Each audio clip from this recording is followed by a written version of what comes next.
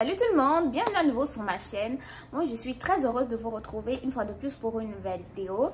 Et aujourd'hui en fait je vais vous partager mon expérience. Comment est-ce que j'ai réussi mes études en soins infirmiers au Québec. Là je parle pour l'instant donc de ma technique en soins infirmiers parce que je suis en cursus, je suis en train de faire mon baccalauréat en soins infirmiers actuellement.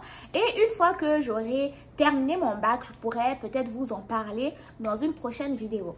Mais cependant dans cette vidéo là, je vais vous partager les différentes astuces que j'ai utilisées, ainsi surtout les différents documents qui m'ont aidé à me préparer pour mon examen de soins infirmiers, ok? Mon examen de l'ordre des infirmiers et infirmiers du Québec, j'allais dire, ok? Donc, je m'installe comme il faut. Ensuite, je vous raconte ça, ok? Donc, sachez que, en fait, pour devenir infirmière au Canada, au Québec, pardon, vous avez deux moyens, ok? Soit vous faites votre bac initial, soit vous faites votre technique en soins infirmiers, ok?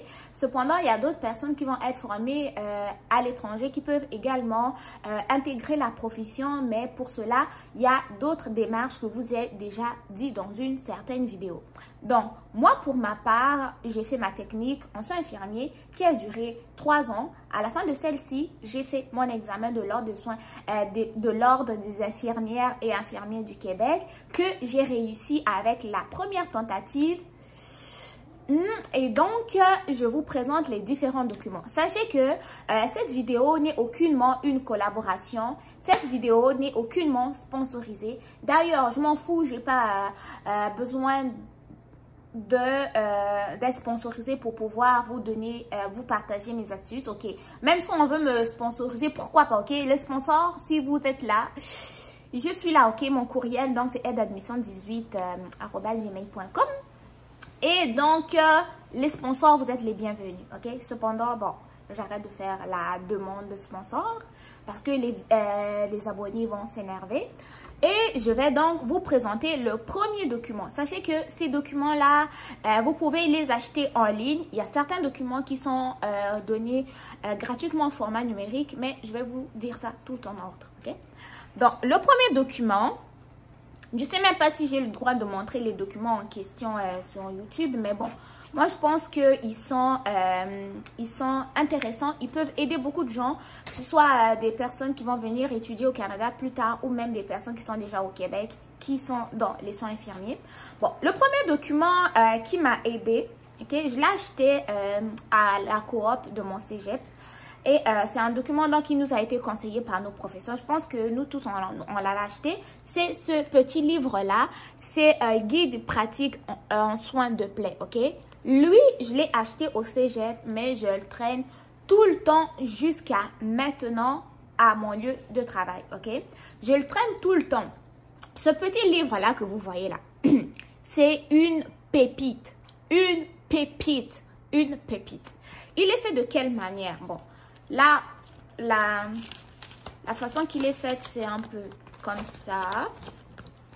Donc, la page, en fait, s'ouvre comme ça, se plie et se plie comme ça. Ok? Elle s'ouvre comme ça, se plie et se... Donc, tu lis comme ça, ensuite comme ça et comme ça. Ok? Donc, c'est un petit livre d'environ... combien de pages déjà? Bon... 31 pages, ok? 31 pages parce que ici, c'est comme la bibliographie. Et dans ce petit livre, en fait, là, tout ce qui est soins de plaie, tout ce qui est description de plaie de base s'y retrouve, ok? Par exemple, ici, vous avez les personnes qui vont œuvrer, qui vont donc travailler dans le... qui vont en fait mettre leur expertise en place pour pouvoir intervenir dans un problématique de soins de plaie, quelque chose. Donc ici, vous avez les auxiliaires, familiales et sociales, vous avez l'infirmière auxiliaire ici, l'infirmière clinicienne, l'ergothérapeute, nutritionniste, ok, ergothérapeute ici, les ergothérapeutes, eux, ils vont, comment on dit, mettre en place des dispositifs, réorganiser, soit les chambres, soit les lits, ok, pour les personnes qui sont par exemple minces, puis que toujours couchées dans la même position, vous savez, ils peuvent avoir des plaies. Donc, les ergothérapeutes vont essayer d'agir un peu de ce côté-là. Les nutritionnistes, ben, eux, ils vont pouvoir intervenir dans la question des soins de plaies, dans le sens où eux, ils vont proposer des régimes alimentaires, soit riches en protéines ou selon l'état du patient et tout. Les physiothérapeutes, eux, ils vont aider dans... ils vont en faire un peu... pas pareil, mais ils vont travailler, disons, plus en collaboration avec les ergots et tout. Vous avez les travailleurs sociaux, le médecin traitant et d'autres spécialistes. Vous avez la famille et le client ensuite. Vous avez l'infirmière ici.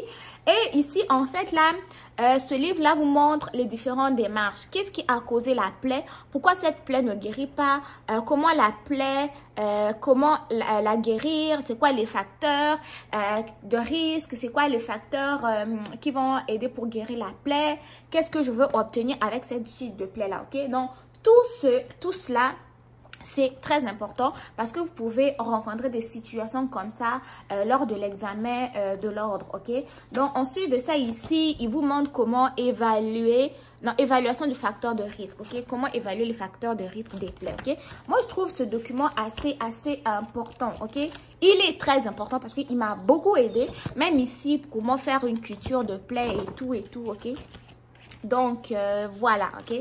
Donc, ce livre-là est important soit pour les étudiants, soit infirmiers, ou même pour les infirmières qui pratiquent déjà, ou même les infirmières qui sont pratiquées à l'étranger, qui vont venir pratiquer au Québec, et ceux-là qui vont avoir des petits stages d'actualisation et autres. Ce document-là, je trouve assez pertinent, ok? Moi, il m'a vraiment aidé. Ensuite, nous avons Louis. Lui, en fait, ça aussi, ça s'appelle le PRN. Le PRN. Le PRN, comprendre et intervenir, ok? Ce document-là, je sais pas. Lui aussi, je l'ai eu au cégep. Il a combien de pages, en fait? Il a 366 pages, hein? Ce petit livre, ici, là. 366 pages. Ce livre-là, jusqu'aujourd'hui, il me sauve, ok? Lorsque j'ai un petit doute sur tel plateau, telle action, je viens toujours le regarder. C'est comme ma petite Bible assez proche, ok?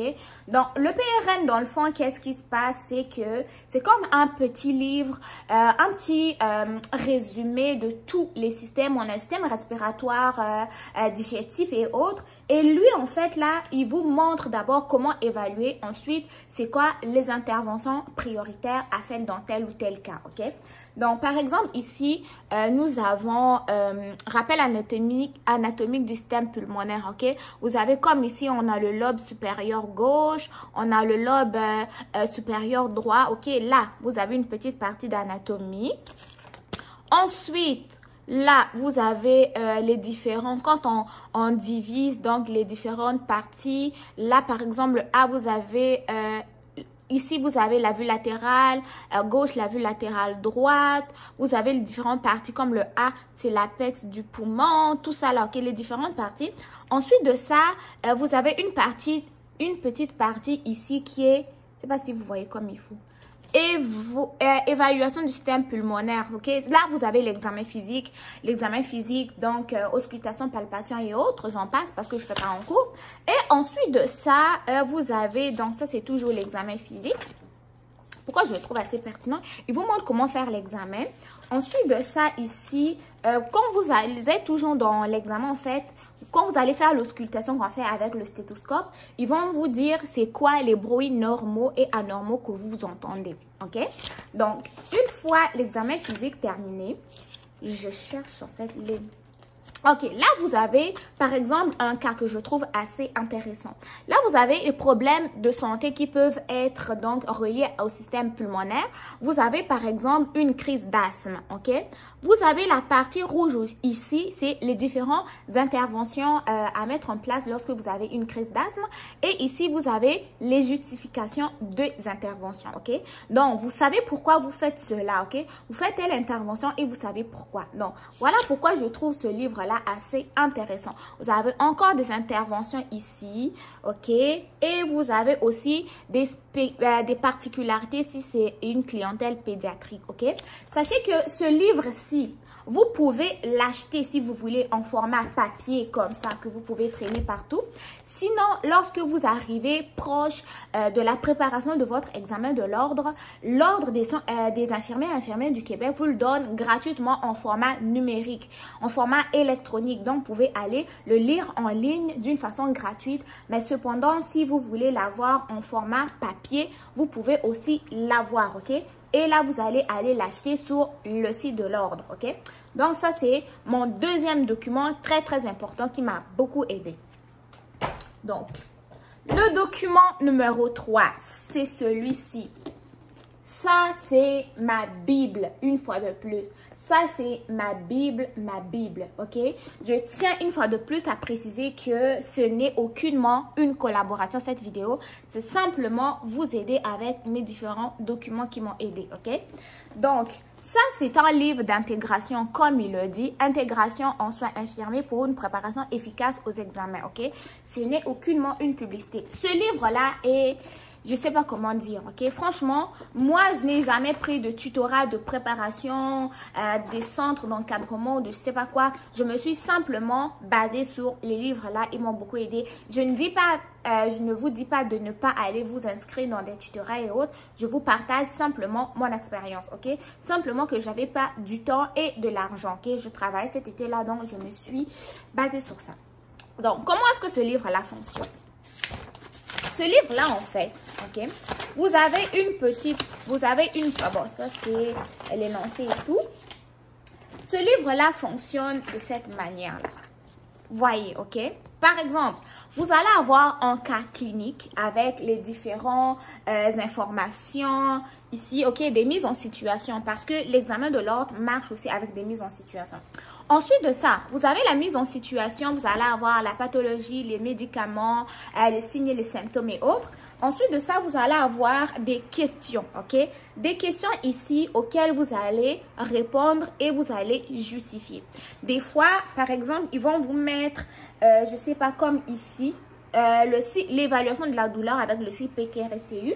Ils vont vous dire, par exemple, ils vont laisser un P ici, un autre P. Vous allez compléter. P, c'est quoi? Provoquer. P, c'est quoi? C'est pas lié, ok? Donc, ça vous aide vraiment à vous rappeler de vos cours et ensuite de ça, à répondre comment résoudre la problématique. Moi, je trouve vraiment assez pertinent. Et dans ce livre-là, vous avez plusieurs situations. Vous avez des situations qui partent de l'hypertension jusqu'à la problématique de santé mentale. Et une fois les mises en situation terminées, vous avez une petite partie réactivation des connaissances. Okay? Réactivation des connaissances. On va y arriver. Par exemple, ici, vous avez une partie réactivation des connaissances qui est reliée au système respiratoire. Donc, cette partie-là va vous montrer, par exemple, là, vous avez les troubles liés au système respiratoire tels que. Okay? Ils vous donnent des exemples de problématiques. Ensuite, ils vont vous dire, ces problématiques ont des répercussions sur quoi, ok? Ensuite de ça, vous allez avoir les différents examens sanguins à faire, les différentes interventions, ok?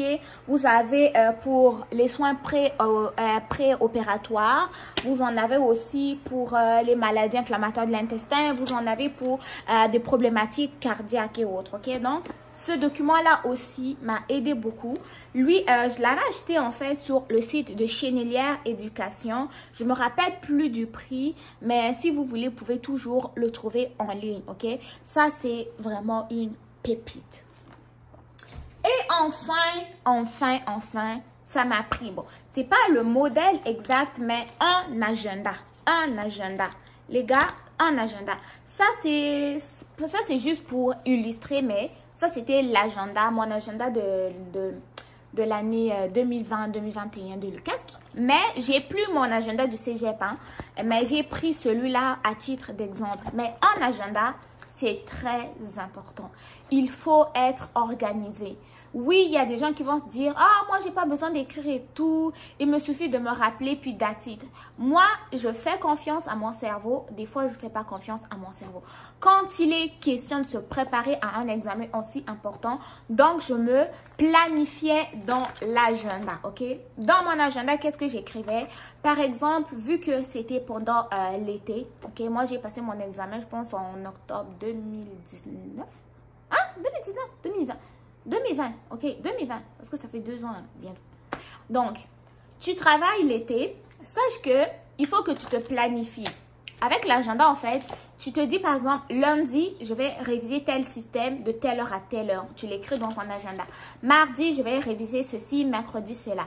Maintenant, quand tu viens prendre ton agenda, tu regardes, on est lundi, non, aujourd'hui, on est vendredi, ok? Par exemple, vendredi, je devais réviser le système respiratoire.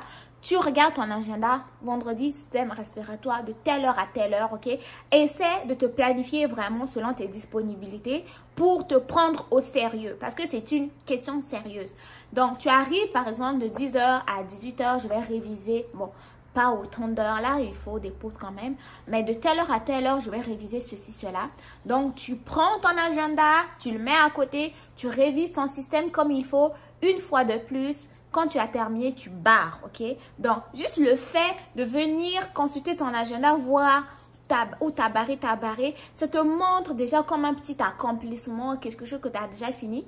Et si jamais tu n'as pas terminé, tu peux reprogrammer ta révision et là où tu étais arrêté, tu continues, ok? Je vous conseille vraiment d'avoir un agenda. Même en ce moment, c'est l'été, hein, je n'étudie pas pour l'instant parce qu'on va reprendre en automne. J'ai toujours un agenda quand même, ou soit je vais dans l'agenda, dans mon téléphone, je me mets des rappels pour ne pas oublier parce que la planification pour réussir en soins infirmiers, elle est très importante. Donc voilà, vous m'aviez demandé les différents documents, je vous les ai partagés. Sinon, l'autre affaire qui m'a aidé vraiment à réussir mes études, c'est le sérieux, la concentration et savoir ce que je voulais. Ce que je voulais, c'était réussir mon examen one shot, une seule tentative et c'est ce qui s'est passé. Donc, mon dernier conseil va être d'avoir la détermination. Oui, ça ne sera pas facile. Oui, vous allez être épuisé, mais la seule chose que vous ne devez pas faire, c'est abandonner. Prenez du temps pour vous reposer. Si vous avez sommeil, allez dormir. Si vous voulez vous dépasser, allez courir, allez vous entraîner, mangez ce que vous aimez, mais n'abandonnez pas, ok? N'abandonnez pas. C'est pour ça que je ne vous dis pas bonne chance parce que pour moi, je pense que la chance, elle n'existe pas, ok? En tout cas, tout ce qu'on a, on le mérite. Même si on ne sait pas pourquoi, mais on le mérite, je vous dis bon succès, ok? Dans tout ce que vous entretenez, bon succès, ok? Donc voilà, la petite vidéo s'arrête là. Je referai une vidéo si vous voulez, je ne sais pas pour parler de quoi. Mais si cette vidéo vous aura plu ou vous aura aidé, n'hésitez pas à me le dire dans les commentaires. Prenez soin de vous et je vous dis à très bientôt. Bye bye.